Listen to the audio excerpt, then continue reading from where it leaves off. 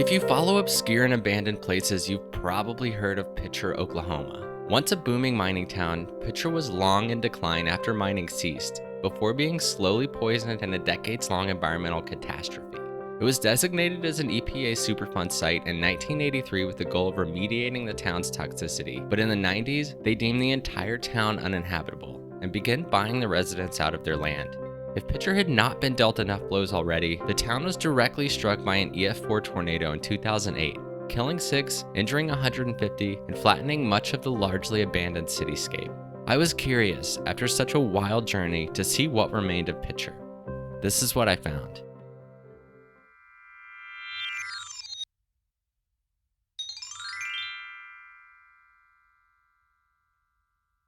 Picher is, or was, a small town in far northeast Oklahoma along the Kansas border, just a few miles away from where Route 66 once traversed the American plains.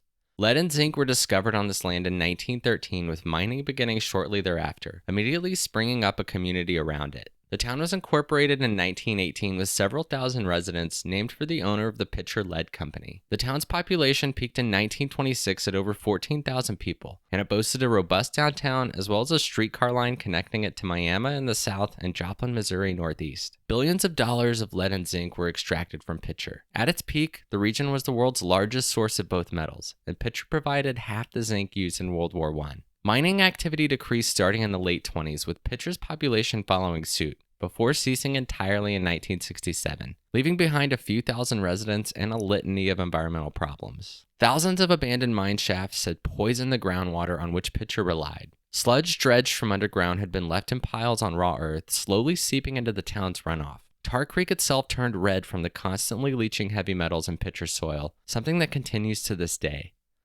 When you look at Picher, whether from the sky or the ground, imposing large white dunes encircle the entire town.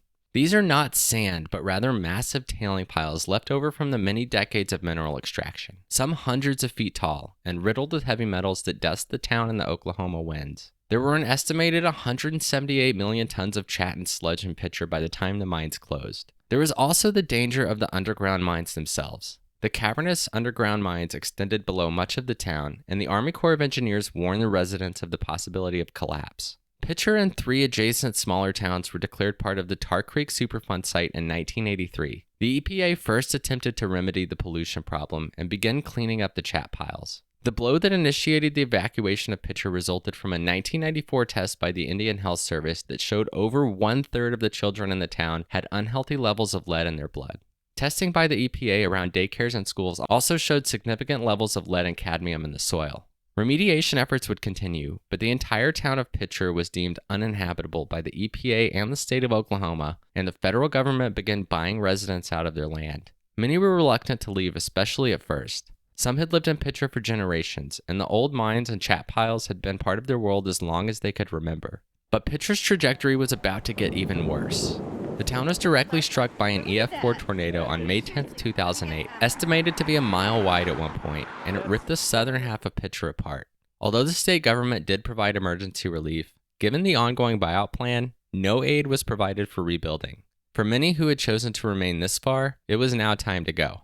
Between 2000 and 2010, the population of Picher decreased nearly 99% to just 20 people, a handful of residents who essentially refused to leave at any price. The city government ceased services in 2009, and the town was formally dissolved 4 years later. I visited Picher earlier this year, and beyond the empty, overgrowing streets, there's really not much left. Along Connell Avenue, the town's main street, the slabs of stores that once lined it can be seen. Occasionally, a wall or two remains. A few blocks east, a government housing complex still exists, although it appears entirely abandoned. Oddly, there are a handful of newer buildings surrounding the city's water tower. Some appear to be county service buildings, as well as Gary Linderman's pharmacy, one of the last businesses in Picher to close. The town's school complex still exists, although it's been 15 years since any classes were held here. Driving through the residential streets, you can see the foundations of the hundreds of houses that once filled the town, but for all intents and purposes, Picher is closed for business. I wish I had seen Picher in its heyday, and also during the years when the abandoned buildings were still here. While there is nearly nothing left of the town itself, the EPA continues efforts to rid Picher of its toxic mess. Processing of the chat piles is ongoing, and contaminated sludge is being excavated from the soil. It's estimated over $300 million have been spent this far to clean up Picher, with likely another couple of hundred to go. The remaining chat piles are fenced off with ominous U.S. government property signs, a far cry from the years when families would picnic and off-road in the silt. Picher today is a post-apocalyptic reminder of just how far wrong things can go in a town like this. It still holds some sentimental value to the people of Northeast Oklahoma. Drivers often stop at the town's gorilla statue, and they still manage to hold a Christmas parade every year, despite the residents long leaving for greener and less toxic pastures. But the once boomtown of thousands that managed to persist for nearly a century is dead, poisoned by the very metals that once gave it life. There's been a lot of good journalism over the years, including some about the residents who held out the longest, and I recommend checking them out. I'll link to them in the description. As always, thanks for joining me. Subscribe to the channel and come with me on the next adventure.